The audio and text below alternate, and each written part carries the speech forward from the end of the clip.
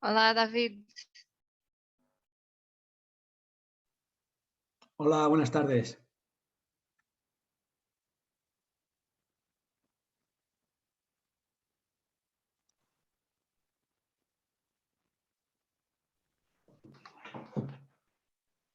Olá, boa tarde. Estão-me a ouvir?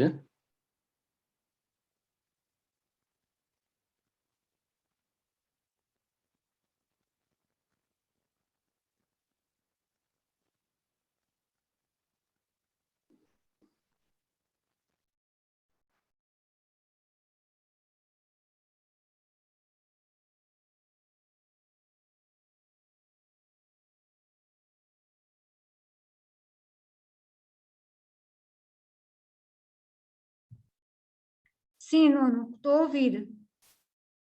Olá, David. Hola, buenas Eu não tardes. consigo abrir. Olá, David. Adelaide. Adelaide. Adelaide. Olá. Hola, Olá. Adelaide. perdón. Sou Adelaide. Adelaide. Adelaida. Perdón, perdón. Sí, que no nos conocíamos. Não. No. Ora, vivam, boa tarde. Olá, Estão-me a ouvir? Nuno. Olá, Olá, Nuno. conseguem-me ouvir? Sim. Bem, Ótimo. Estava aqui a testar o som. tá. Disculpad, tengo una pequeña duda.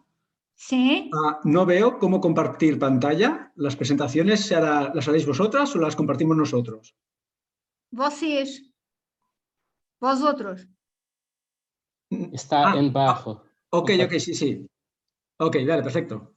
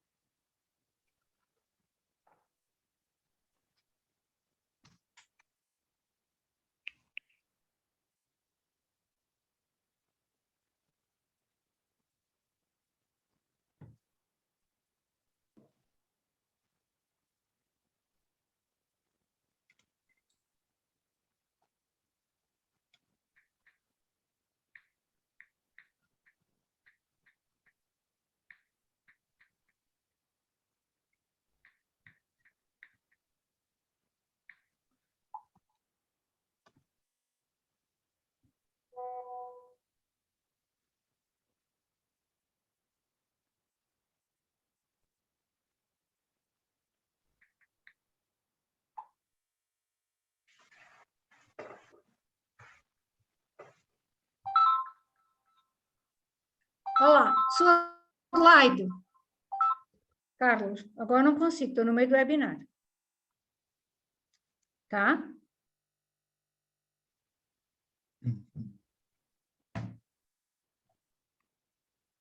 Prazer, David. Buenas tardes. Olá, prazer em conhecer-te agora. E obrigada, graças. A vosotros.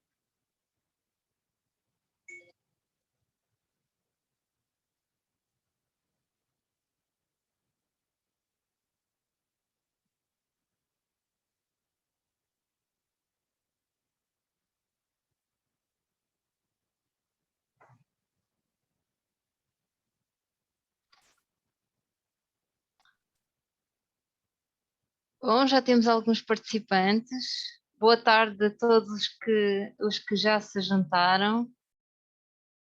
Vamos aguardar só mais um minuto ou dois antes de começarmos.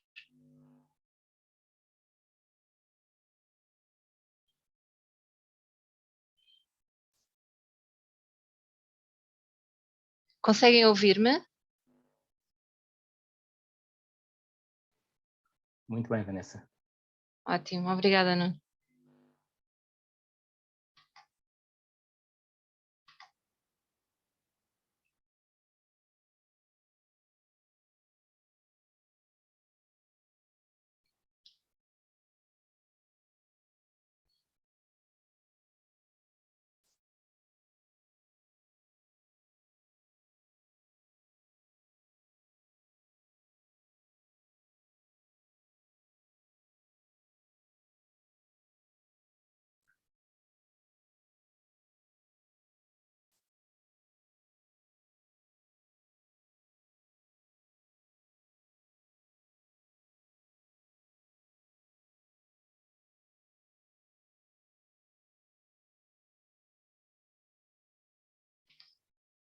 Bom, continua mais gente a juntar-se.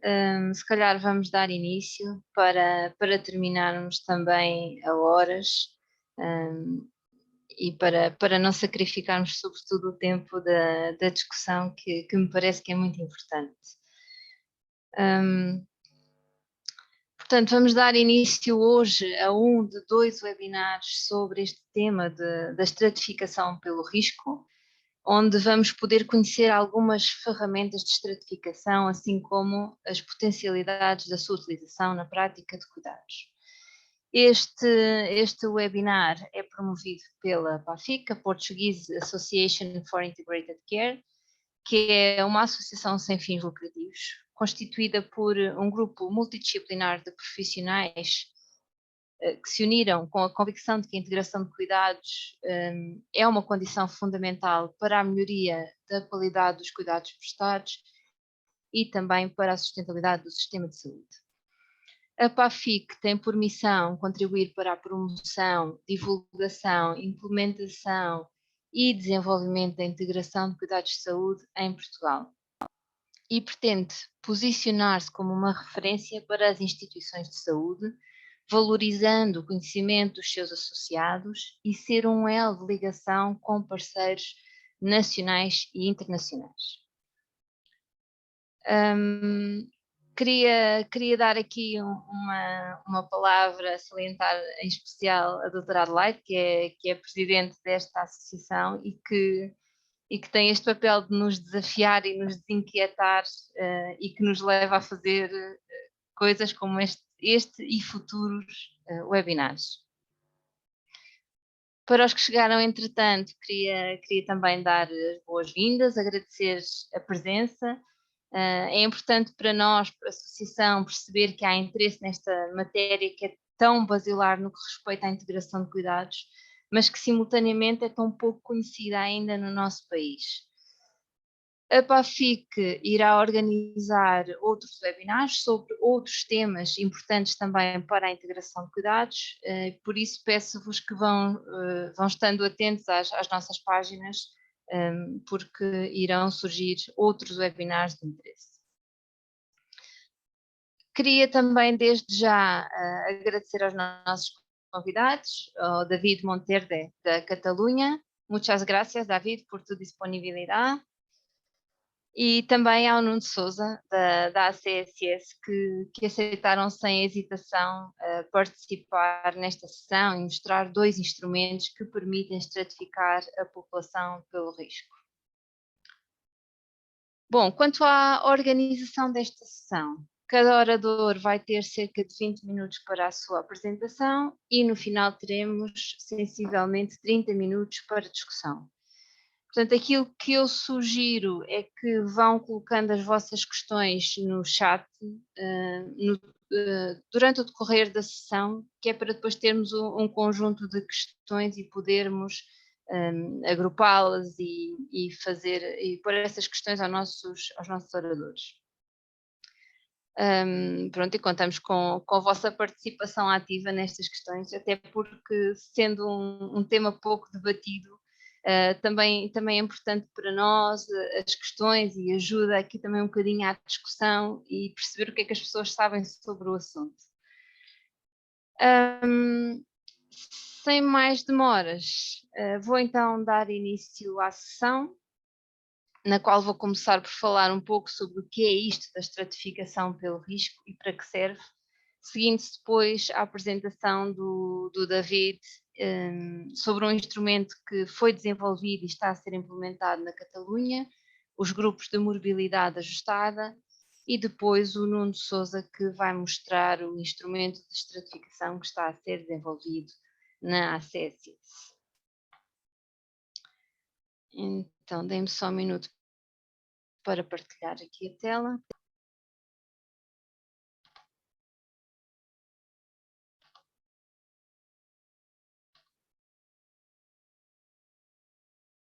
Ok, digam-me só, por favor, se estão a ver os slides.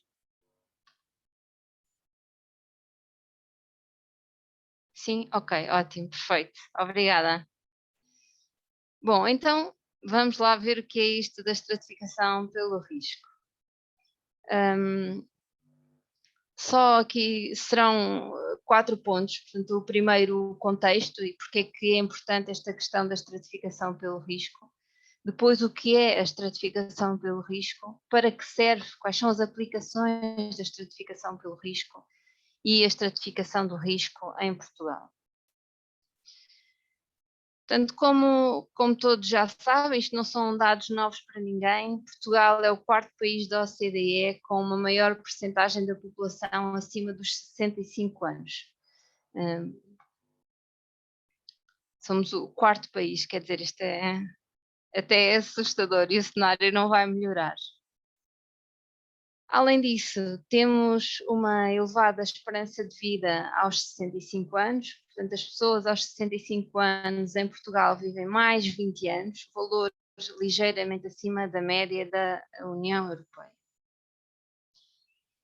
E também as pessoas com mais de 65 anos, 50%, cerca de 50% das pessoas com mais de 65 anos têm pelo menos uma condição crónica. E 17% reporta pelo menos uma limitação nas atividades de vida diária. O que é que acontece? Estes doentes, para além de termos esta grande percentagem de doentes com pelo menos uma doença crónica, estes doentes são aqueles que também são mais responsáveis, que têm maior peso na despesa em saúde. Estes 50% de doentes representam 70% a 80% da despesa de saúde, enquanto os outros 50% representam apenas 20% a 30%. E a nossa despesa em saúde tem vindo a aumentar. O que quer dizer também que o nosso sistema de saúde continua, a forma como nós prestamos os cuidados de saúde continua ainda muito focada na doença crónica, apesar de, obviamente, continuarem a existir cada vez mais experiências ao longo de todo o país que tentam melhorar a forma como nós prestamos os cuidados, mas a verdade é que no global ainda estamos muito centrados no tratamento da doença aguda. E o tratamento da doença aguda, a forma como nós tratamos a doença aguda, o modelo com que tratamos a doença aguda não serve para tratar a doença crónica.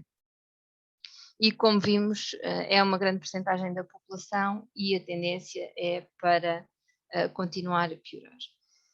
E, portanto, é preciso mudar aqui um bocadinho o paradigma. E para isso, uma das principais coisas que é necessário fazer é estratificar a população, ou seja, é perceber quem são estas pessoas. O que é então a estratificação pelo risco? É uma abordagem sistemática de abrangência populacional, portanto, não é analisar e tratar individualmente as pessoas, é olhar para a população no seu todo, e que é usada para prever necessidades futuras. Esta questão aqui de prever necessidades futuras é um fator de extrema importância, ou seja, conseguimos antecipar os problemas que as pessoas vão ter para ter uma intervenção proativa sobre esses problemas. Sejam eles mobilidade, consumo de recursos, custos, ocorrência de eventos adversos, tais como as admissões não planeadas, que sejam potencialmente evitáveis. Existem vários métodos de estratificação. Um deles é a avaliação clínica. Um médico de família sabe quais são os piores doentes da sua lista. No entanto, este método tem um problema, porque o que é que acontece aos doentes que não têm médico de família? Depois temos o método dos limiares, que tem sido usado também de alguma forma em Portugal e que, no fundo, corresponde àquela metodologia que tem sido usada, que sei identificar os doentes que têm, por exemplo, mais de 65 anos e que foram mais de 4 vezes à urgência no último ano.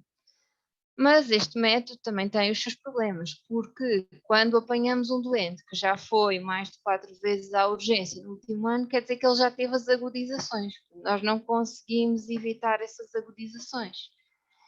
O ideal é mesmo usarmos um método preditivo que permita antecipar essas agudizações e poder tratá-las previamente. Todos conhecem também a pirâmide de Kaiser, certamente, e aqui a questão que é importante é a estratificação do risco não é um fim em si mesmo. A estratificação do risco é um instrumento, é uma forma para conseguirmos identificar os doentes com necessidades mais elevadas, para depois então conseguir fazer programas dirigidos, adequados aos grupos de doentes, aos diferentes grupos de doentes. E, portanto, aqui a pirâmide Kaiser, no fundo, o que mostra é que temos 5% da população que são os doentes mais complexos e que são responsáveis também por custos mais elevados, que têm mais necessidades. Depois temos uma outra faixa com 20% da população, habitualmente corresponde aos doentes crónicos, com alguma complexidade, e depois 75% dos doentes que são crónicos, mas que basicamente a autogestão funciona com eles. Para que serve então a estratificação pelo risco? É útil na gestão clínica, porque permite identificar aqueles doentes cujo risco de eventos adversos ou maior consumo de recursos possa ser mitigado através das intervenções proativas, o que contribui para um aumento da qualidade, para uma redução das readmissões e redução de outros eventos, como por exemplo as quedas. Em termos populacionais, é útil para destratificar a população por grupos, como mostrei há pouco na pirâmide de Kaiser, em função das suas necessidades semelhantes, o que permite depois, portanto, definir programas com intervenções dirigidas, ou seja, programas como a gestão de caso, programas de conciliação terapêutica ou até programas de autocuidado para os doentes que estão em melhor condição. E depois serve também para o planeamento em saúde, porque permite perceber a distribuição das necessidades, por exemplo, ao longo do território ou nas várias organizações de saúde e comparar de forma justa essa distribuição das necessidades. E, portanto, isto ajuda numa melhor adequação dos recursos, ajuda, por exemplo, também a priorizar intervenções de saúde pública, como é o caso da vacinação. Ora, a estratificação do risco tem sido usada um pouco por todo o mundo. Nos Estados Unidos, muito direcionada para as questões do financiamento. Em Espanha está espalhada também por todas as comunidades autónomas e cada uma faz as suas utilizações distintas da estratificação pelo risco. Na Alemanha também está associada ao financiamento. No Reino Unido, por exemplo, eles têm um programa que eles chamam os Vanguards e que foram organizações, tal como o nome indica, que foram pioneiras, que são pioneiras numa forma diferente de prestar cuidados e que também estão a usar a estratificação. Uma das questões relevantes de um estudo que surgiu destes Vanguards do Reino Unido é que eles dizem que, ok, estratificação é ótima, permite distinguir os doentes, mas daqueles 5% do topo, atenção que, apesar deles serem os mais complexos, mesmo que se façam intervenções proativas, há ali um grupo que nem essas intervenções funcionam, ou porque não têm familiares, ou porque têm uma doença mental complexa. Enfim, há ali um pequeno grupo que é difícil de intervir, é difícil de obter ganhos mesmo com uma intervenção proativa. Pronto, e a minha última intervenção é sobre uma joint action que gostava de partilhar convosco. Uma joint action que está a acontecer entre 17 países da União Europeia e que o grande objetivo é disseminar boas práticas em termos de integração de cuidados. Portugal está a participar através da ACSS, em conjunto com a Escola Nacional de Saúde Pública e os SPMS, e também temos um conjunto de pilotos a trabalhar connosco nesta matéria e que, no fundo, vai ser onde se vão implementar, melhorar as boas práticas já existentes. E assim dou por terminada a minha intervenção e passava então agora ao David Monterde. David. Gracias. Voy a intentar compartir pantalla.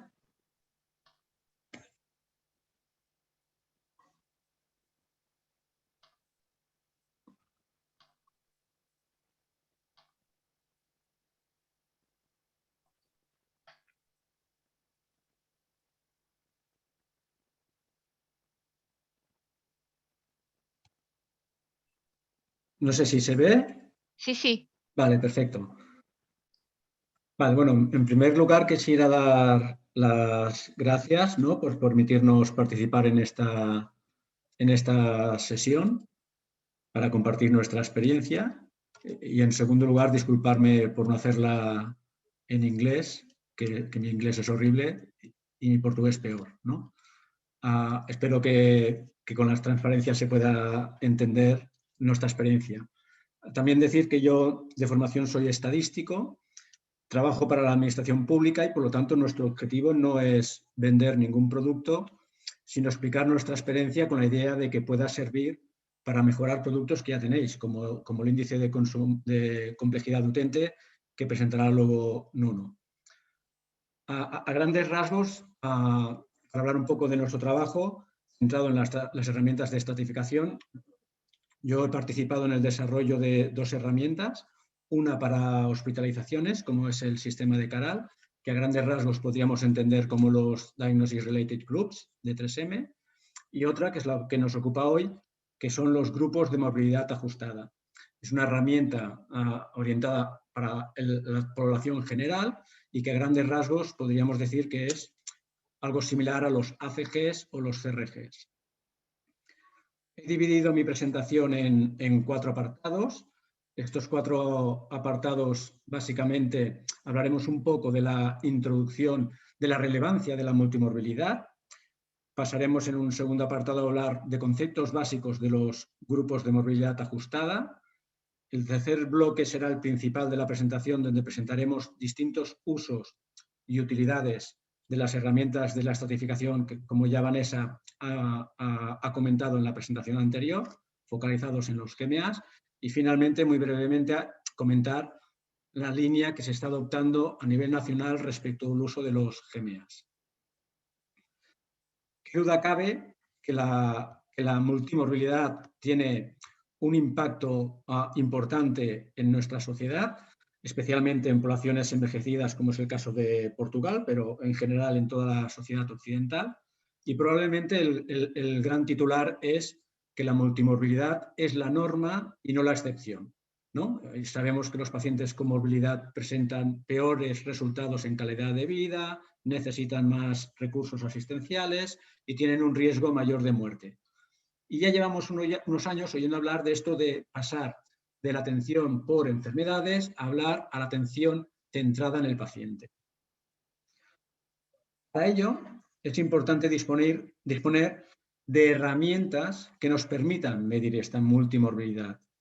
Y aquí aparece un nuevo concepto relacionado, que es la carga de morbilidad. Pero este concepto es difícil de entender porque no está bien definido. ¿Qué quiere decir carga de morbilidad?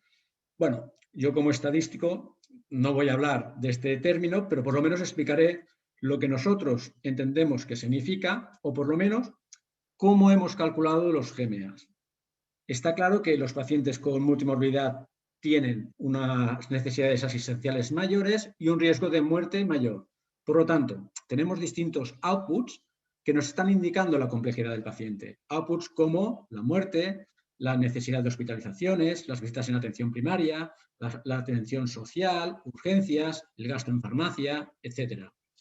¿Y de qué depende esta complejidad? Pues esta complejidad depende de muchos factores, de la edad, del sexo, factores sociales y, cómo no, la morbilidad. Nosotros entendemos que la carga de morbilidad es atender a la complejidad en función de la morbilidad. Es decir, intentamos medir la complejidad en función de los problemas de salud. Y así es un poco como desarrollamos los grupos de movilidad ajustada. Entrando ya en materia, para hablar de los grupos de movilidad ajustada, la mejor manera de ver un poco qué son es ver qué información necesitamos para utilizar el software y qué salidas nos da. Básicamente, para poder utilizar el software, lo que necesitamos son problemas de salud, códigos diagnósticos. Por ejemplo, en este caso tenemos un paciente que tiene migraña, que tiene enfermedad pulmonar obstructiva crónica, que tiene hipertensión, que tiene diabetes, lumbalgia y artrosis. Un paciente que podría ser bastante normal en Portugal, como ha presentado anteriormente Vanessa, donde hay un alto porcentaje de población, especialmente sobre los 65 años, con enfermedad crónica. ¿Qué es lo que nos devuelve el software? Básicamente nos devuelve tres outputs importantes. El GMA en sí, el grupo en el que cada paciente queda clasificado de manera única. Este grupo, en realidad, hay 31 grupos, pero en realidad hay dos factores. El grupo mayor de morbilidad, que como podéis ver hay 7 grandes grupos, que va de población sana a población con cáncer activa, y pueden observar cómo hay 3 grupos específicos para los pacientes con enfermedad crónica. Según tengan un sistema afectado por enfermedad crónica, según tengan 2 o 3 sistemas orgánicos afectados por enfermedad crónica, o según tengan 4 o más sistemas afectados con enfermedad crónica. En este caso, el usuario que estamos viendo queda clasificado en el grupo de enfermedad crónica de 4 o más sistemas y nivel de complejidad 3. Este nivel de complejidad se le añade al grupo mayor de morbilidad para distinguir dentro de cada grupo hasta 5 niveles de complejidad, en función de la carga de morbilidad total del paciente. Evidentemente, estos 5 grupos no tienen sentido en el grupo de población sana y por esto el grupo de población sana solo tiene un nivel de complejidad. De ahí que resulten en total 31 grupos finales. Otro output que nos da el software es un perfil clínico. Este perfil clínico no es un grupo, es una etiqueta. Simplemente pretende de manera cualitativa identificar una serie de enfermedades relevantes si están presentes en el paciente. Y finalmente, otro output que nos ofrece el software de los GMAs es un índice de la carga de morbilidad, es decir, un valor numérico que el software es capaz de asignar a cada individuo y que nos permitirá luego estratificar de manera directa. Este sería como un índice de Charlson o como un número de enfermedades crónicas, pero que va más allá y no solo mide el número de enfermedades, sino que las pondera, obteniendo un resultado final. Una vez desarrollamos la herramienta, lo primero que hicimos fue validarla. Para ello, lo que hicimos es mirar distintos indicadores, por ejemplo, la tasa de hospitalizaciones, y ver qué sucedía en los distintos grupos asignados. Como pueden ver, en los 6 grupos grandes de morbilidad con enfermedad presente, que van desde la enfermedad aguda, el embarazo y parto, los 3 grupos para enfermedad crónica y los casos de cáncer activo, parece que el GMA está funcionando. A mayor complejidad se observa claramente que los valores aumentan. Sobre todo dentro de cada grupo. El nivel de coloreado son los 5 niveles de complejidad que se obtienen dentro de cada grupo. Y aquí es impactante ver cómo los 5 niveles de complejidad discriminan muy bien los valores clínicos. Otra validación que llevamos a cabo era una validación más clínica. Estábamos interesados en saber qué opinión tenían los clínicos. Llevamos a cabo un análisis pequeñito con un grupo de profesionales a los que se les enseñaba todos los problemas de salud de los pacientes, que eran casos reales, todo el consumo de farmacia que tenían asociado e incluso se le daban los procedimientos que se les habían aplicado en el hospital si habían tenido algún ingreso. Les pedíamos que, según su criterio, clasificaran a estos pacientes en 5 niveles de complejidad y posteriormente les dábamos para cada caso la información que daba los CRGs y la información que daban los GMAs, pidiéndoles al final que valoraran si creían que una de las dos herramientas era mejor que la otra. Como se puede observar, la respuesta fue positiva respecto a los GMAs y su decisión es que ellos preferían la información que daban los GMAs, especialmente en aquellos casos considerados como alta complejidad. Llevamos a cabo más análisis de validación interna para probar nuestra herramienta, pero aquí me gustaría mostrar los resultados no de nuestra validación, sino una validación externa que se llevaron a cabo en distintas comunidades autónomas, donde, como veremos más adelante, se instalaron los GMA, y en un trabajo coordinado con el Ministerio decidieron comparar los GMAs con los CRGs en aquellas comunidades que lo tenían y los GMAs con los ACGs con aquellas comunidades que los tenían. El resumen de los resultados es que para los distintos indicadores analizados, los GMA ofrecían para todos los casos mejor resultado que los ACGs y para todos los indicadores clínicos mejor resultados que los CRGs, excepto para el caso del coste en farmacia, donde en este caso los CRGs ofrecían un ligero mejor resultado. En resumen, los GMAs es una herramienta de estratificación que permite clasificar a los usuarios en grupos únicos, que ofrece adicionalmente una información a nivel individualizada, como es el perfil clínico o como es el índice de la carga de morbilidad. Ha mostrado un buen rendimiento predictivo cuando han sido comparadas tanto interna como externamente con otras herramientas comerciales, como los ACGs o los CRGs, y clínicamente la prueba que llevamos a cabo fue precedida por los médicos. Como resumen, podemos también aportar un informe breve que se llevó a cabo con un grupo de la OMS, que tuvo participación del Ministerio, donde brevemente afirman que el GMA es una buena herramienta para pasar de la atención por enfermedades a la atención centrada en el paciente, que puede ser utilizada para utilizar outputs en un futuro, para predecir, y que en particular está muy orientada para el análisis de enfermedad crónica. Vamos a empezar el apartado, las utilidades de las herramientas de estratificación, y para ello es importante saber cómo funcionan. Muy básicamente, partimos de una población con una diversidad clínica muy importante, utilizamos una herramienta, los GMAs, los ACGs, los CRGs, la herramienta que sea, con el objetivo de poder clasificar pacientes, encontrar pacientes que sean similares y a la vez distintos de otros, y así poder estratificar y, cómo no, identificar pacientes a riesgo, identificar grupos a riesgo. Un comentario que nos gusta hacer cuando hablamos de estas utilidades es tener en cuenta que estas herramientas son útiles para identificar grupos de riesgo, pero el paciente no es un grupo. O sea, esto con lo que queremos decir es que la decisión final sobre el paciente la debe tomar un profesional, no estas herramientas. Estas herramientas pueden ayudar a la toma de decisiones, pero no, el objetivo no es decir lo que hay que hacer sobre los pacientes. Pues bien, como herramienta de estratificación, el primer paso que hicimos fue agrupar toda la población de Cataluña, más de 7 millones de habitantes, con más de 250 millones de problemas de salud, y a partir de este índice de la carga de morbilidad, este valor numérico nos permite ordenar toda la población en función de esta carga de morbilidad.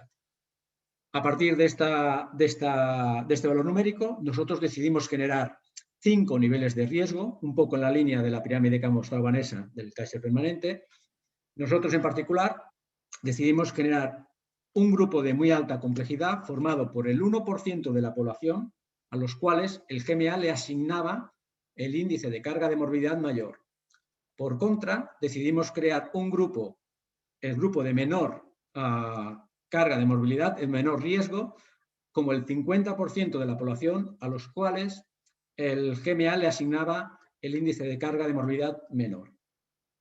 Comentar que esta estratificación está únicamente basada en morbilidad. No estamos diciendo que este sea el mejor modo de estratificar. No hemos tenido en cuenta edad, no hemos tenido en cuenta sexo, no hemos tenido en cuenta factor social, simplemente es una estratificación basada en morbilidad. Una vez estratificada, decidimos mirar qué pasaba con diferentes outputs, como la mortalidad, como el número de visitas en la atención primaria, las hospitalizaciones, la atención social, incluso el coste. Lo que se puede observar es que los GMAs son capaces de detectar grandes diferencias entre los distintos grupos de riesgo, en particular entre el grupo mayor y el grupo de menor riesgo. Y otro resultado que nos parece muy interesante es el relacionado con el coste. Como se puede ver, hay una gran diferencia entre el coste por usuario año en el grupo de muy alto riesgo respecto al de bajo riesgo. Esto es importante porque, como he dicho antes, nosotros no hemos tenido en cuenta el coste a la hora de desarrollar la herramienta. Otra utilidad es ofrecer o mostrar esta información en las estaciones clínicas. En atención integrada, pues es bien sabido que hay diferentes profesionales trabajando sobre el mismo paciente, desde médicos, enfermeras, asistentes sociales, psicólogos, etcétera, etcétera. Entonces, poder tener toda esta información es muy útil. Nosotros, en particular, ofrecemos esta información en nuestra historia clínica electrónica. Otra utilidad que tienen las herramientas de estratificación, o mejor dicho, algo que ya sabemos, pero que nos va bien saber que podemos medirla, es el impacto que tiene la morbilidad. Todos sabemos que respecto a la población general, la población hospitalizada es más compleja y, a su vez, que la población que fallece, a su vez, es más compleja. Pues bien, el GMA es capaz de recoger estas diferencias. A la izquierda tenemos una pirámide poblacional de Cataluña, por edad y por sexo, y en colores los distintos grupos de riesgo identificados a partir del GMA. Como podemos ver, en la pirámide de la población hospitalizada, efectivamente tienen una edad mayor, pero lo que impacta es que aumenta el color naranja y rojo de los grupos de alto riesgo. Y esto, a su vez, es todavía más notorio en el caso de la muerte. Un caso práctico que llevamos a cabo relativamente hace poco, en plena pandemia, fue intentar desarrollar un modelo de riesgo, en este caso teniendo en cuenta edad, sexo, morbilidad y factor social, teniendo en cuenta distintos outputs, como era la mortalidad, la necesidad de cuidados intensivos o la necesidad de necesitar hospitalización. Lo que podemos ver es que efectivamente la misma pirámide poblacional anterior se obtienen distintos grupos de riesgo. Efectivamente, en la población de mayor de 80 años, la mayor parte de la población está en muy alto riesgo, pero también es importante notar que por debajo de estos 80 años hay mucha población también en muy alto riesgo.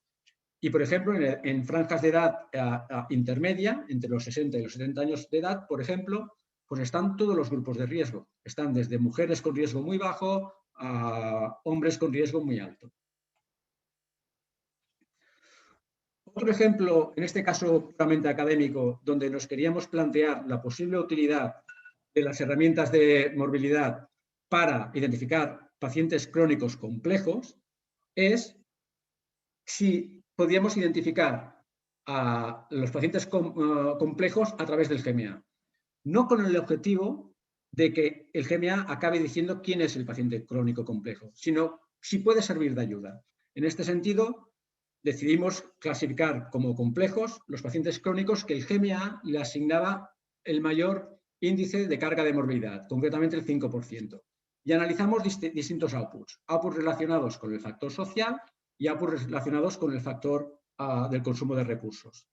Lo que vimos es que en aquellos casos que tanto los clínicos, que son los que al final deciden quién es complejo o no, y los GMAs coincidían en clasificarlos como complejo, se observaba el mayor porcentaje de usuarios con problemas económicos. En el caso en los que los clínicos identificaban los usuarios como complejos, pero no los GMAs, este porcentaje bajaba. Y en el caso de que los GMAs identificaban como complejos, pero no los médicos, este porcentaje todavía era menor. Sin embargo, cuando analizamos indicadores de consumo de recursos, el patrón pasó a ser a la inversa. Era en el caso de los pacientes crónicos identificados como complejos por el GMA, pero no por los médicos, donde el porcentaje se observaba mayor. La conclusión que sacamos a partir de estos resultados es que ambas herramientas, ambos criterios, estaban haciendo lo que se esperaba. Entre aquellos individuos que se detectaban a partir de la identificación clínica a través de los profesionales, se detectaba una mayor problemática social. Y a partir de aquellos que se identificaban por los GMAs, se identificaban pacientes que acababan consumiendo un mayor número de recursos.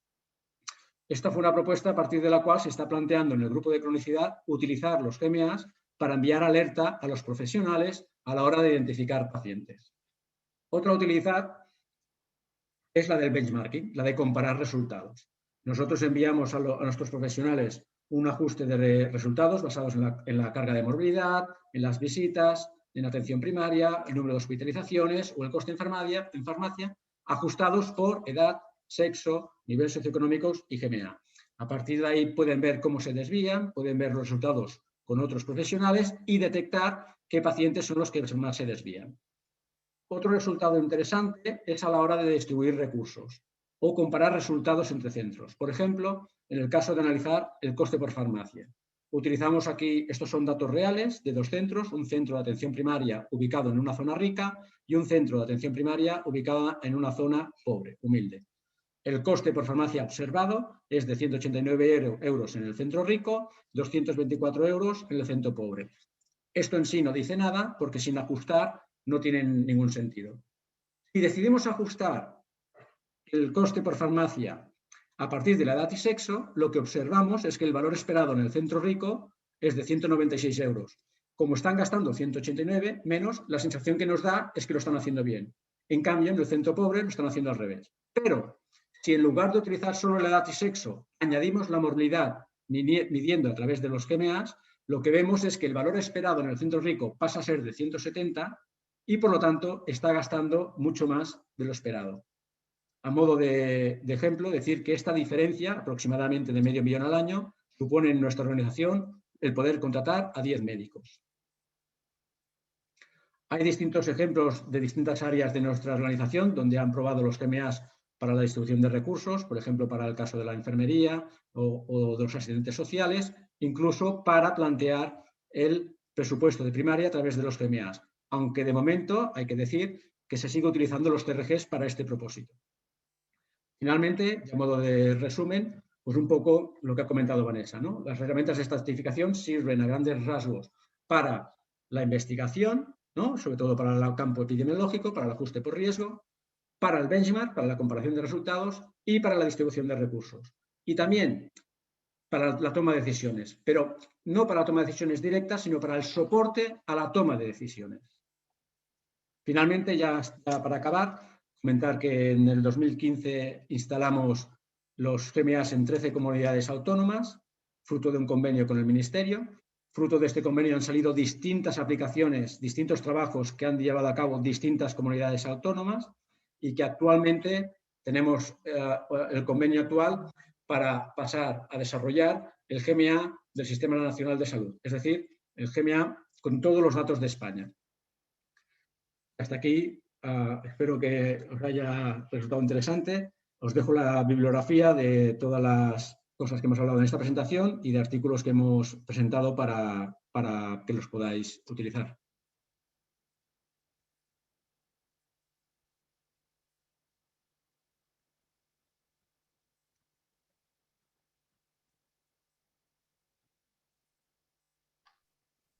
Ok, muchas gracias, David, por tu presentación. Fue muy clara y muy interesante. Vamos passar agora no Nuno, que nos vai falar sobre o índice de complexidade do utente. Ora, muito boa tarde a todos. Agradecer à Vanessa o convite que me fez aqui a vir falar deste instrumento que está a ser desenvolvido foi desenvolvido na CSS de ajustamento pelo risco. Eu penso que já conseguem ver os slides. Sim, Nuno, estamos a ver. Ok, muito bem. Dividiria a apresentação em três partes. Uma parte inicial, onde faria um enquadramento sobre como é que surgiu aqui a necessidade de o construir, o que é que mede e alguma reflexão sobre a robustez estatística dos outputs que são produzidos pelo índice, que foi, portanto, o objetivo foi desenvolver um índice, calculado ao nível de cada utente, com capacidade preditiva do consumo de recursos de saúde, sejam eles nos cuidados de saúde primários ou nos hospitais, enfim, incluindo todas as parcelas de consumo de recursos, medicamentos, MCDTs, internamentos hospitalares, urgências, recursos humanos, sejam eles nos hospitais ou nos cuidados de saúde primários. Obviamente que sabemos, existe múltipla literatura sobre isto, que médicos dos cuidados de saúde primários ou dos hospitais com mais doentes a seu cargo, a qualidade dos cuidados diminui. Por outro lado, consultas mais longas originam necessariamente menos prescrição, maior atividade de promoção da saúde, portanto, melhor qualidade de prestação dos cuidados e mais satisfação dos utentes. Portanto, a qualidade do trabalho na saúde em geral depende deste rácio de utentes por profissionais. Enfim, os profissionais nós conseguimos medir com qualidade bastante razoável, basta contar ou ir aos nossos softwares de registro de profissionais e fazer as contagens, eventualmente ponderados pelos ETCs. Os utentes, nós sabemos, pelo menos os que trabalham na área da saúde, cada utente é diferente dos outros e o peso de cada um é completamente diferente e, portanto, aqui estamos todos de acordo que não vale a pena, não é suficiente contar simplesmente utentes.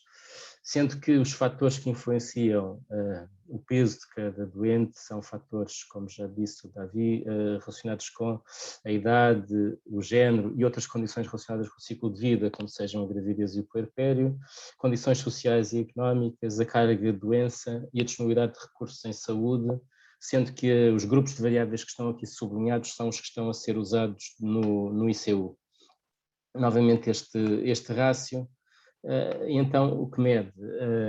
Esta é a pergunta que vale, enfim, $1 milhão, quanto vale cada utente? As fontes de informação para o que estamos a calcular mensalmente, já há cerca de 4 anos, são, obviamente, o Registro Nacional de Utentes, os CIARS, para obter informação sobre os problemas de saúde, medicamentos e consultas, a base de dados de mobilidade hospitalar para informação sobre os diagnósticos de internamentos hospitalares, em particular os internamentos evitáveis, o INE e a Direção-Geral do Território para calcular a densidade populacional, o SDM e a hierarquia de locais para, enfim, conseguir depois analisar isto tudo em termos de unidades funcionais, em termos de serviços hospitalares e de unidades de freguesias e municípios e NUTS. Aqui temos um link onde é possível consultar as especificações de cálculo do índice. São, portanto, 21 variáveis nestes 4 grupos. Este slide serve para, em simultâneo, apresentar as diversas variáveis que são usadas e, ao mesmo tempo, contar a história de 3 doentes completamente diferentes. Dizer neste slide que as variáveis que estão assinaladas a amarelo estão aqui apenas para complementar a história, não são usadas pelo índice. As que são usadas pelo índice são as que estão representadas a branco. Temos aqui o utente número 1, o utente número 2 e o utente número 3, e aqui temos os resultados dessas várias variáveis, sendo que estão a vermelho aquelas que estão positivas.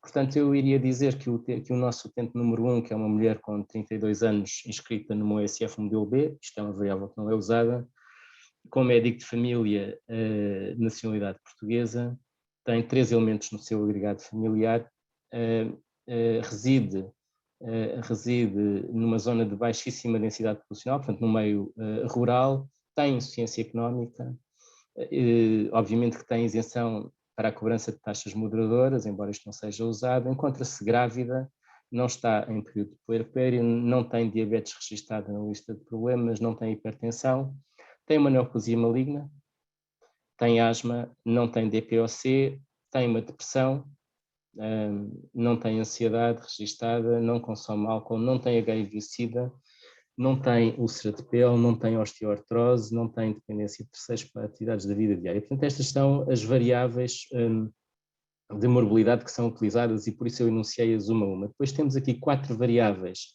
relacionadas com o consumo de medicamentos que servem para inferir sobre diagnósticos, e esta mulher tem 2 positivas, tem medicamentos para a diabetes e tem medicação para a ansiedade/depressão. E depois usamos aqui 4 variáveis para inferir sobre diagnósticos que vêm a partir da base de dados de morbilidade hospitalar. Tem ou não internamentos relacionados com diabetes, com hipertensão, com asma, com DPOC? Não tem nenhum. E podemos ver que esta grávida consumiu 11 recursos de 11 consultas médicas nos últimos 12 meses, totalizando 210 minutos de consulta e 12 consultas de enfermagem. Bom, já o utente número 2, ele é uma mulher com 52 anos, numa zona já urbana, uma família unitária, que tem unicamente como positivo aqui ter medicamentos para a hipertensão arterial, tudo o resto é negativo. E analisando aqui pelo número de consultas e tempos de consultas, tem 5 consultas médicas com um total de 30 minutos, portanto eu diria que estas 5 consultas são simplesmente para fazer renovação de receituário crónico em consultas não presenciais. Isto são casos reais. O utente número 3 é um jovem com 23 anos, completamente saudável, residente numa zona urbana, tudo negativo. Isto para dizer o quê? São exemplos individuais. Se contarmos estes utentes, cada um deles vale 1, exatamente o mesmo valor, 1. Se contarmos usando as unidades ponderadas pelo Decreto-Lei 298/2007, que é o Decreto-Lei que regulamenta a atividade das USFs e que estas unidades ponderadas têm permitido nos últimos 15 anos pagar suplementos remuneratórios e médicos, enfermeiros e secretários clínicos por causa da dimensão das listas de utentes, também cada um destes utentes vale 1, pelos critérios destas unidades ponderadas. Se medirmos isto pelo índice de complexidade dos utentes, este utente vale 4,95, este vale 1 e este vale 0,24, o que significa que o índice está a dizer que este doente número 3, completamente saudável, vale 24% deste, que é, digamos, um utente com valor médio a nível nacional, e este vale quase 5 vezes mais do que o utente número 2. Como é que tudo isto é calculado? Basicamente em 4 fases. Na primeira fase, enfim, determinam-se os pesos de cada uma destas variáveis, os pesos relativos de cada uma destas variáveis, já vou dizer como é que isto se faz. Depois temos os pesos para cada uma das variáveis e para combinações das variáveis, isto é importante. Portanto, também calculamos os pesos, por exemplo, para ter simultaneamente diabetes e hipertensão, ou depressão e hipertensão, ou insuficiência económica mais depressão, mais osteoartrose, enfim, para todas as combinações relevantes.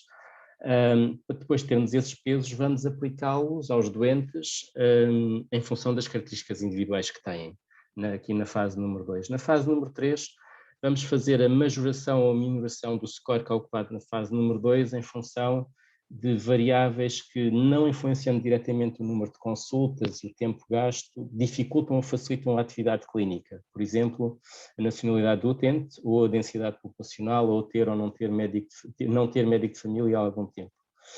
Na fase número 4, vamos ajustar o valor individual do score de cada utente para que o somatório nacional de scores nos utentes seja igual à contagem dos utentes a nível nacional. Portanto, na prática, o que queremos é que, no final, se temos 10 milhões de utentes, o somatório de scores, de índices do ICU, também seja 10 milhões.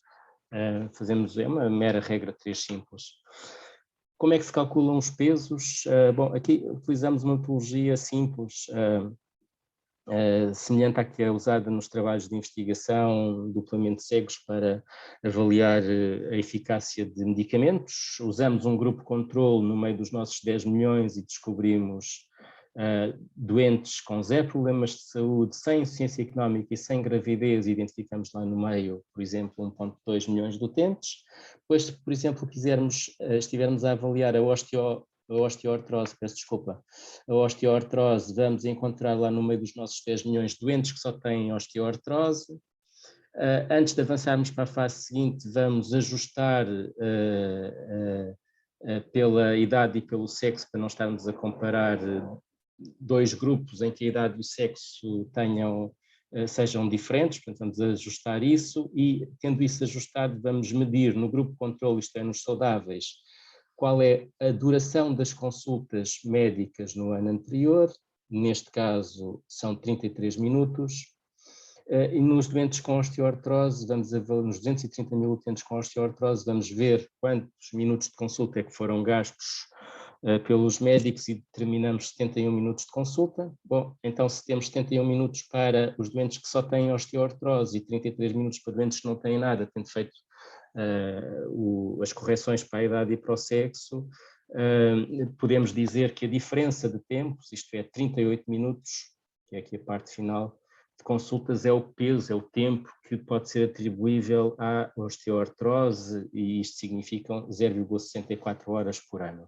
E é assim que se calculam, que se calculam os pesos. Bom, em termos de validação, depois o que fazemos é pegar nos nossos 10 milhões de utentes, e aqui em abscissas temos a idade dos mesmos, entre os 0 e os 110 anos, e em ordenadas temos o case mix, ou seja, a razão entre o ICU calculado e os utentes que lá estão. Portanto, quando temos, por exemplo, aqui um case mix de 2,5, significa que se tivermos lá 100 doentes, esses 100 doentes têm 250 unidades de ICU. E quando mostramos este gráfico que distingue a azul o sexo masculino de a rosa o sexo feminino e apresentamos isto a profissionais de cuidados de saúde primários, isto toca com a realidade e com o que sentem na atividade clínica, que é até aos 2 anos há uma enorme procura de recursos de saúde, fruto das consultas de saúde infantil, que diminui até aos 13 anos, sendo até aqui rapazes e raparigas exatamente igual, não há diferença. A partir dos 13 anos, fruto das consultas de planeamento familiar ao princípio e depois das gravidezes, há uma diferenciação entre os pesos dos homens e das mulheres que só se esbate completamente acima dos 70 anos.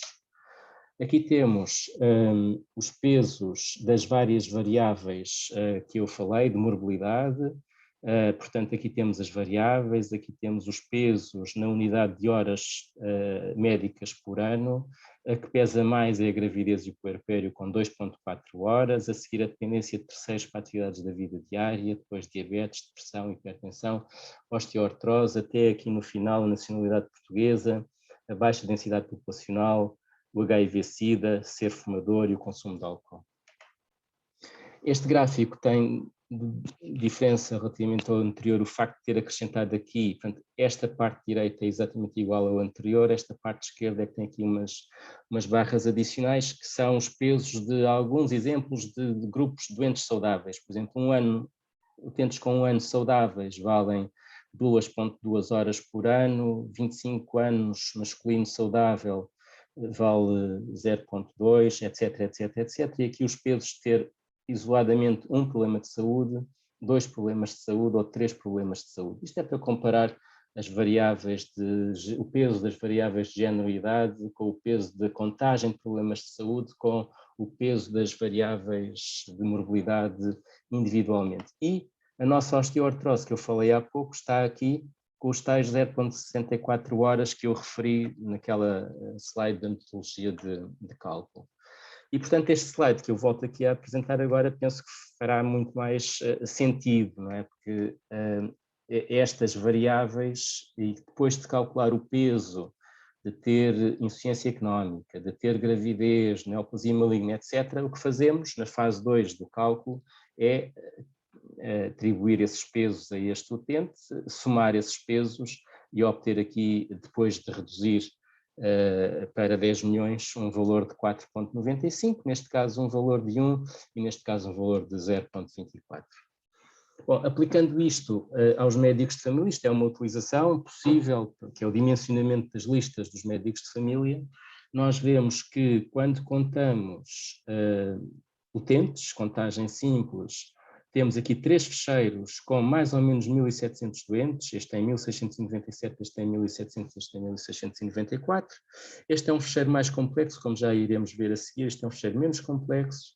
Quando medimos estes mesmos utentes pelas UPs temos, se repararem aqui na dimensão dos fecheiros, mais ou menos a mesma dimensão, 2.245 UPs, 2.340 e 2.381. Portanto, são fecheiros pelas UPs também parecidos, mas quando medimos isto pelo índice de complexidade, temos aqui apenas 1.355 unidades de ICU no fecheiro menos complexo, 1.700 unidades de ICU no fecheiro mediamente idêntico ao padrão, e 2.034 unidades no fecheiro mais complexo. Portanto, este fecheiro de utentes tem uma carga 20% superior a este, e este fecheiro de utentes menos complexo tem uma carga 20% inferior a este. Eu queria vos dizer que, enfim, isto são os extremos dos fecheiros em Portugal. A maior parte dos ficheiros estão concentrados aqui em termos de case mix, que são estes valores que aparecem aqui à volta entre o 0,95 e o 1,05. Estes 3 fecheiros, quando analisamos o detalhe, depois conseguimos ver que o fecheiro menos complexo tem 4.000 consultas e o mais complexo 7.000 consultas. Podemos ver, por exemplo, que a proporção de doentes com insuficiência económica aqui são 300 e aqui são 591, por exemplo, só para dar... E que a quantidade de doentes com DPOC, por exemplo, neste fecheiro são 10 doentes e neste são 21 doentes, só aqui para dar alguns exemplos.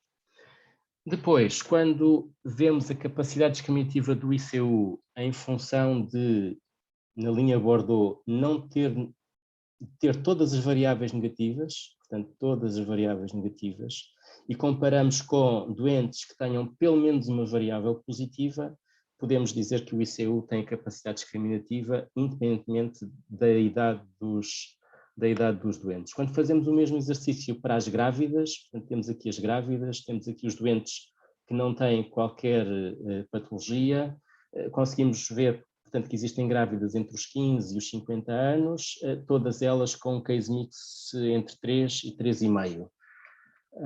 Quando fazemos isto para ter diabetes, pois ter diabetes significa, em geral, ter independente da idade, um peso duplicado relativamente a não ter nada. Portanto, não ter nada significa 0,5 de case mix, ter diabetes e apenas diabetes significa ter 1 a 1,2 de case mix.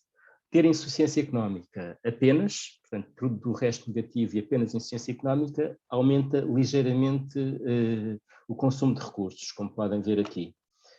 E este gráfico representa, enfim, não ter nenhum problema de saúde contra ter 1, contra ter 2, 3 e 4 ou mais problemas de saúde em função das idades.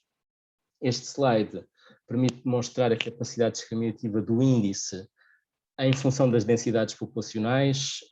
Enfim, aqui temos 5.000 listas de médicos de família de Portugal representadas, aqui temos número de utentes, aqui temos ICU, azul temos listas em zonas urbanas, verde temos listas em zonas rurais. Isto são retas de regressão, só para demonstrar que o ICU, retas de regressão para os pontos em zonas rurais e para os pontos em zonas urbanas, para demonstrar que o ICU tem capacidade discriminativa pela densidade populacional. Bom, enfim, quando se faz a pergunta, será que o índice é estável ao longo do tempo, isto é, com esta coisa de depender dos registros clínicos, será que o índice, e de ser calculado mensalmente, será que o índice calculado num determinado ano e no ano a seguir é completamente diferente? Para responder a esta pergunta, fizemos isto, que é avaliar o índice para os 10 milhões de utentes em abril de 2017 e um ano depois, em abril de 2018, e percebe-se por aqui que, apesar dos doentes estarem um ano mais velhos um ano depois, as linhas são basicamente sobreponíveis. E quando se pergunta, e estar sem médico de família enfraquece o índice, tendo em conta que quando não temos médico de família não há registros clínicos. Bom, o índice é baseado não nos registros das consultas, mas nos registros dos problemas de saúde crónicos, que, sendo crónicos, mesmo que tenham sido registrados há 10 anos atrás, permanecem no registro clínico. E, portanto, fomos avaliar, apesar de tudo, fecheiros que estavam sem médico numa determinada altura e que, em determinada altura, passaram a ter médico de família, e fomos comparar o índice um ano depois de terem médico de família. E, portanto, temos aqui o índice desses fecheiros em março de 2017, ainda quando não tinham médico de família, e aqui um ano depois, e vemos que a regressão é quase linear, com coeficiente de regressão de quase 100%, portanto isto significa que a ausência de médico de família não perturba o índice, e o índice pode ser usado para avaliar os doentes que não têm médico de família também. Com esse propósito fizemos esta análise. Portanto, do ponto de vista de análise estatística, eu vou só demorar mais 5 minutos, quando se mede, quando se faz a distribuição das listas dos utentes medidas pelo índice de complexidade, verificamos que tem uma distribuição normal, principalmente quando fazemos uma análise de diferença de quantis para analisar a diferença entre a dimensão real dos fecheiros e a dimensão esperada numa distribuição gaussiana. Vemos que existe apenas aqui uma diferença na parte esquerda da curva. O David poderá confirmar que, olhando para isto, eu sou médico de família, não sou estatista, mas poderá-se dizer que isto é uma distribuição gaussiana. Bom, e quando medimos num determinado mês as listas dos médicos de família, contando utentes apenas, contagem simples de utentes, e vamos ver a carga de trabalho desses médicos de família, isto é, o tempo que gastaram em consultas médicas nos 12 meses seguintes, e, portanto, fazemos aqui um gráfico de expressão em que temos aqui 5.000 pontos, que são os 5.000 médicos de família em Portugal, e uma reta de regressão sobre isso. Verificamos que existe um coeficiente de correlação entre a contagem de utentes simples e a carga de trabalho futura de 43%, portanto a contagem de utentes simples, sem idade, sem sexo, sem nada, tem uma capacidade preditiva da carga de trabalho de 43%, é o que isto quer dizer. Quando fazemos a mesma correlação usando as tais unidades ponderadas que desde há 15 anos são usadas no Ministério da Saúde em Portugal para pagar suplementos remuneratórios nas USFs, a capacidade explicativa desce para 40%. Quando utilizamos o índice de complexidade dos utentes, portanto, temos os mesmos 5.000 pontos, no mesmo tempo, 2018 contra 12 meses depois, temos uma capacidade explicativa de 69,7%.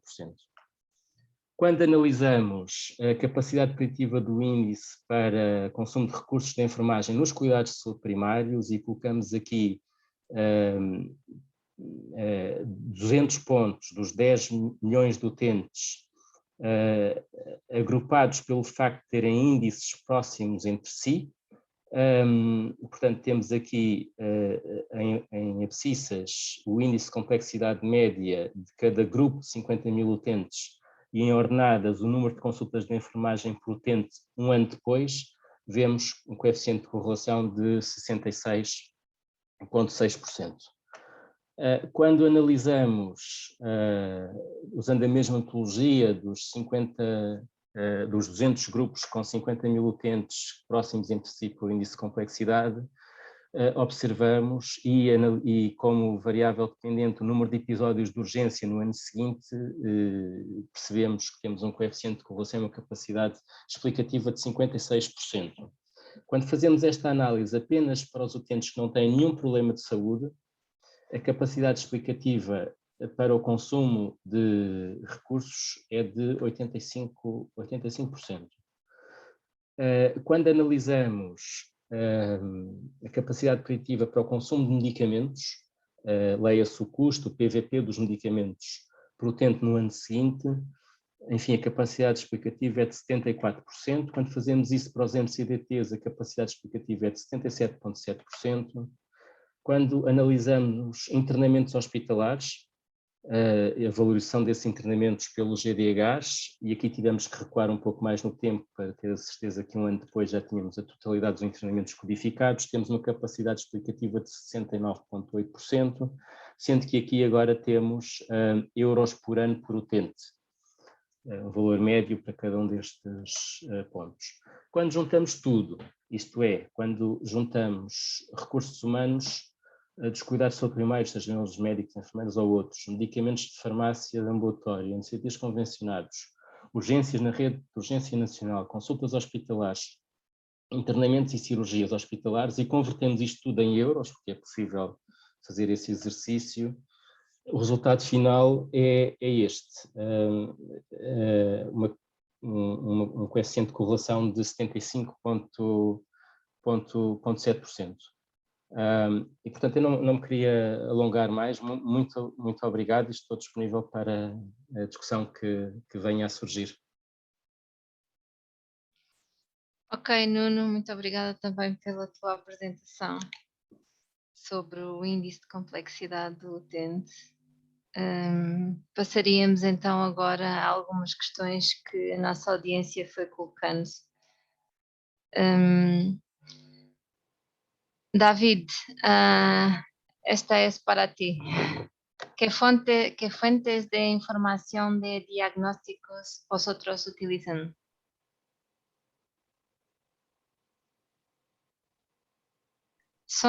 Está sin son. Perdón, a ver, para el cálculo de la aplicación de los GMA, lo que necesitamos es todos los códigos diagnósticos disponibles en todos los niveles asistenciales, es decir, toda la información diagnóstica disponible, atención primaria, hospital, salud mental, todo lo que esté disponible. Pero lo más importante es, como es una herramienta poblacional, es la información que viene de atención primaria. Muchas gracias, David. Otra pregunta que pienso que también puedes responder es, si los GMAs es basado en fuentes que dependen de codificación adecuada, ¿lo modelo es adecuado si la codificación es adecuada? A ver, no he entendido la pregunta. ¿Se refiere al tipo de clasificación que se utiliza para codificar el diagnóstico? Sí. Bueno. En Cataluña, ¿la codificación es adecuada? ¿Es buena? La calidad de información es buena. En general, el consenso que hay, y por nuestra experiencia también con la implantación que llevamos al 2015 con el resto de comunidades, es buena en el sentido de que es suficientemente exhaustiva. Tenemos muchos problemas de salud a nivel por usuario, y está reconocido, yo diría que a nivel nacional también, que por lo menos lo que es el registro de las enfermedades crónicas es bueno. Por ejemplo, nosotros mostramos a veces una diapositiva que muestra que en nuestra región, de todos los pacientes que tienen diabetes, solo el 15% tiene únicamente diabetes. El 85% restante tiene alguna otra enfermedad crónica. Sí, ok, David, muchas gracias. Temos aqui uma outra questão, penso que é para o Nuno. Nuno, é uma série de questões, eu se calhar vou corrê-las todas e depois tu respondes à medida que for mais, que te der mais jeito ir respondendo. Portanto, há aqui uma pergunta que é: o consumo de álcool sem nível de consumo associado, enquanto variáveis dicotómicas como consumo de tabaco e drogas ilegais não estão presentes? Outra questão, relativamente ao ICU também. Portanto, parece que há dúvida se existem aqui dois tipos de indicadores misturados: risco de desenvolver doença e de problema de doença presente. Sendo que o primeiro define a probabilidade do utente vir a ter necessidade de usar o sistema de forma mais intensiva ou mais dispendiosa, e o segundo indica que o utente gasta mais recursos do sistema. Portanto, para tentar explicar aqui... Sim. Portanto, nós usamos como codificação nos cuidados de saúde primários a ICPC2 e temos taxas de codificação em Portugal nas consultas que se aproximam dos 100%, e tendo em conta que são problemas de saúde crónicos que não desaparecem dos sistemas de saúde, a não ser que a pessoa deixe de ter esse problema de saúde crónico, aí o problema é é fechado. De facto, a qualidade da codificação nos cuidados de saúde primários em Portugal é muito boa. Portanto, quando um médico, e os médicos de família em Portugal têm na sua formação específica formação em CPC2, portanto, quando um médico registra consumo de álcool, é porque a pessoa tem uma dependência. Portanto, já significa um problema de saúde. Obviamente que depois, para além de ter a dependência, pode ter uma cirrose, mas isso já é outro problema de saúde à parte. Mas se existe o diagnóstico de consumo de álcool, não significa apenas beber 20 litros de vinho uma vez por dia, porque isso é normal. A mesma coisa para o tabaco. Aqui, eventualmente, com consumo de tabaco significa consumir diariamente cigarros. E, portanto, se o diagnóstico existe pela ICPC2, tem esse significado. De qualquer forma, o peso do tabaco e do álcool, como viram nos cuidados de saúde primários, não é relevante no slide que eu mostrei. Enfim, estas ferramentas podem servir, qualquer delas, de ajustamento pelo risco, podem servir para tentar prever quer despesa, quer consumo de recursos, quer mortalidade, quer morbilidade, etc. O problema é a capacidade preditiva de cada uma dessas coisas, que pode ser alta ou pode ser baixa, em função da forma como cada ferramenta é calibrada para isto ou para aquilo. Portanto, eu não afirmei que ela tinha capacidade preditiva para, não sei se percebi bem a questão, para o desenvolvimento de problemas de saúde. A capacidade é para a utilização de recursos em saúde. A capacidade preditiva é para a utilização de recursos em saúde e, consequentemente, para a despesa gerada por essa utilização de recursos em saúde.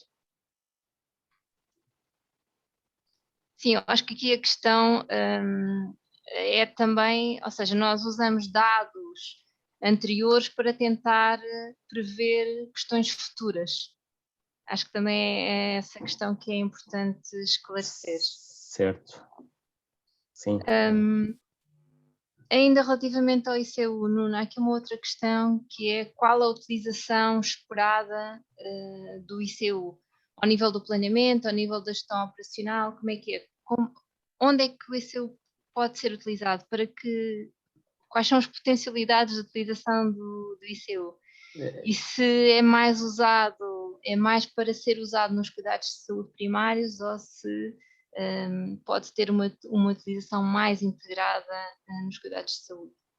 Pois aqui penso que, em bom rigor, estamos todos a aprender com as experiências internacionais que existem sobre esta matéria, não é? Eu diria que o ICU, quando começou a ser desenvolvido, em bom rigor, ele foi desenvolvido com o objetivo de poder ser usado para o dimensionamento das listas dos utentes nos cuidados de saúde primários. Mas depois, com a introdução de novas variáveis, em bom rigor, ele pode ter uma utilização ao nível da governação clínica, por exemplo, ao nível de um ACs, para identificar os utentes mais complexos, que, por exemplo, não tenham, cruzando com outras variáveis de utilização, que não tenham consulta nos últimos 12 meses e que simultaneamente, por exemplo, tenham diabetes, isto é, rapidamente identificar doentes por um conjunto de características e simultaneamente pela complexidade medida pelo ICU. E, portanto, em matéria de integração de cuidados, isto é fundamental, não é? Porque os doentes que vão utilizar mais os recursos hospitalares, os cuidados subprimários e a rede de cuidados continuados serão necessariamente os do topo da pirâmide de Kaiser, que este tipo de instrumentos identificam com muita facilidade, porque de facto o que estão a fazer é calcular para cada doente um valor numérico que tem capacidade preditiva da utilização dos serviços de saúde, como eu referi na minha apresentação. Ok, Nuno, muito obrigada. Aqui ainda uma outra questão, se podemos disponibilizar as apresentações, portanto vai estar vai estar no Facebook e vai estar no LinkedIn, poderão ver novamente a sessão. E em relação a uma outra questão ainda, com os sistemas de informação que temos, como é que esta ferramenta pode ser utilizada? Bem, aqui a resposta é muito simples, é só disponibilizar as ferramentas para que os profissionais possam utilizá-la na sua prática clínica. Eu gostava de fazer ainda, David, uma última pergunta.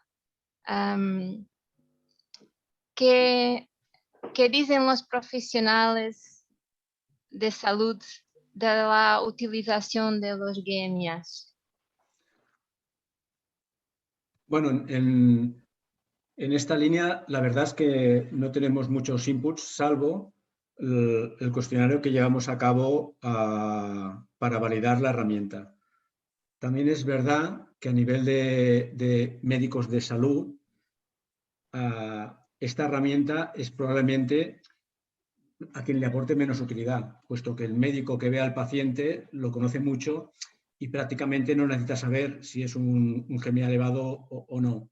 Esta herramienta puede ser más útil, por ejemplo, para verla en servicios de urgencias donde no conoces al paciente y de manera rápida puedes tener un input, de ahí a que se ofrezca la información en el GMA.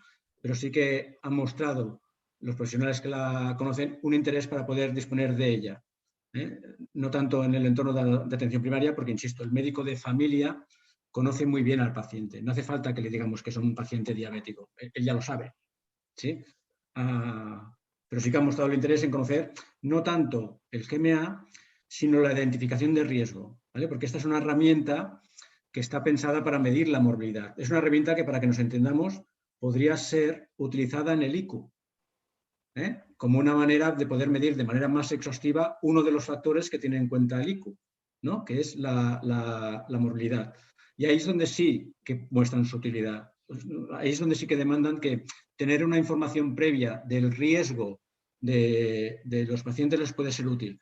Tener una información de la carga de morbilidad que tiene su cupo de enfermos puede ser útil. Un poco lo que ha presentado Nuno, ¿no? Que puedes tener tres cupos de pacientes similares en número, pero uno con una carga de morbilidad, él lo ha presentado como complejidad general, pero en el fondo es lo mismo. Tú puedes tener un grupo de pacientes con una carga de morbilidad muy elevada, lo cual te implica unas necesidades de enfermería, unas necesidades asistenciales distintas. O sea, su demanda es más bien por tener una información grupal que no a nivel individual, en primaria. Muchas gracias, David. Bom, não temos mais questões. Queria lembrar todos os nossos participantes na audiência que respondam, por favor, a um questionário que está disponível na caixa de texto, no fundo para nós percebermos também como é que correu esta sessão e podermos planear as próximas sessões. E por fim, queria dar a palavra à doutora Adelaide Bell para então encerrar a sessão. Obrigada a todos mais uma vez. Muitas graças, David. Gracias.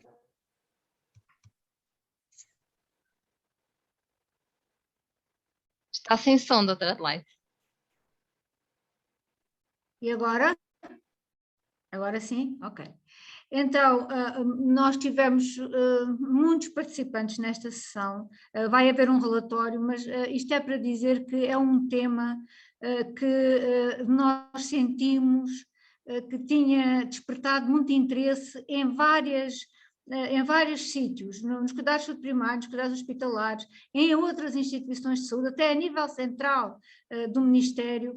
Portanto, acho que foi um tema bem escolhido pela PAFIC, essencialmente para nos debruçarmos e pensarmos sobre a necessidade de ferramentas que nos ajudem a organizar melhor a prestação de cuidados, que tem que ser naturalmente repensada e ajustada às novas necessidades numa população mais envelhecida, muita com mais fragilidade e com cargas de doença diferentes. Temos um modelo muito virado para a doença aguda, que precisamos que ele se vá adaptando a outros clientes que o serviço de saúde tem. Em boa hora, escolhemos estes dois palestrantes, o David e o Nuno. Muito obrigada aos dois por terem participado na nossa reunião. Esperamos poder contar convosco para mais participações e lembrar que esta discussão vai continuar no dia 21, de modo a que possamos ter uma visão alargada. Nós o que quisemos, quando discutimos isto, essencialmente eu e a Vanessa, foi vamos dizer às pessoas o que existe. Para saber, para já que isto não é nada de novo, isto é algo que existe já e em alguns países há muito tempo, e até connosco já há alguns anos, mas que ninguém sabe. Portanto, vamos falar disto, vamos mostrar a necessidade de organizar o trabalho e, essencialmente, que isto sirva também para a coordenação dos cuidados entre os vários níveis, porque esse é um problema que, como sabem, essencialmente a população com doença crónica mais sofre. É a completa descoordenação entre os vários níveis da prestação de cuidados, e nós queremos que este webinar possa ser uma forma, um meio, uma maneira que ajude a repensar também a coordenação de cuidados. Muito obrigada a todos, contamos convosco para o dia 21. Muito obrigada, Vanessa, que doente, como vocês souberam, a Vanessa esteve bastante doente esta noite, teve uma virose das suas filhas, mas lá conseguiu arrebitar-se e estar ali a moderar a nossa sessão. Muito obrigada a todos, muito obrigado a quem está por trás, ao Miguel, à Cátia, toda a direção da PAFIC, muito obrigado pela colaboração e esperamos contar convosco para dia 21. Muito obrigada.